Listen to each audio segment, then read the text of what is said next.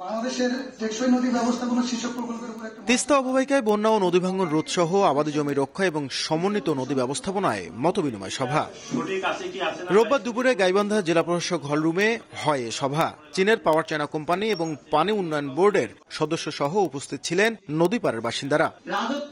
পাওয়ার China company তাদের সমীক্ষায় তুলে ধরেন প্রকল্পটি বাস্তবায়িত হলে বন্যা ও নদী ভাঙন রোধ সহ জীববৈচিত্র্য, আবাদি জমি রক্ষা, শাখা নদী উদ্ধার, পানি সংরক্ষণ, সড়ক ও স্যাটেলাইট টাউন গড়ে উঠবে।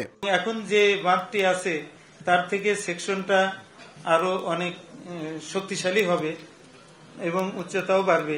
আমাদের এই প্রজেক্টটা যখন কমপ্লিট হবে তখন আমরা আশা করছি ন্যূনতম 170 বর্গ কিলোমিটার জমি পুনরুদ্ধার হবে।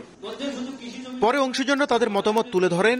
একই সঙ্গে একাধিক বাঁধ দিয়ে ভারত কিভাবে তিস্তাকে গলা টিপে মারছে তারও তীব্র সমালোচনা করেন।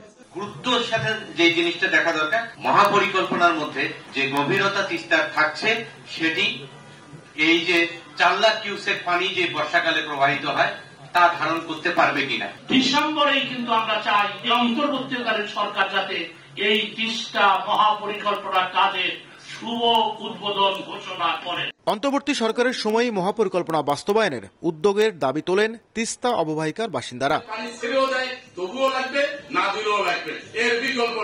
নাজমুল ইসলাম নিশাত, সময় সংবাদ, গাইবান্ধা।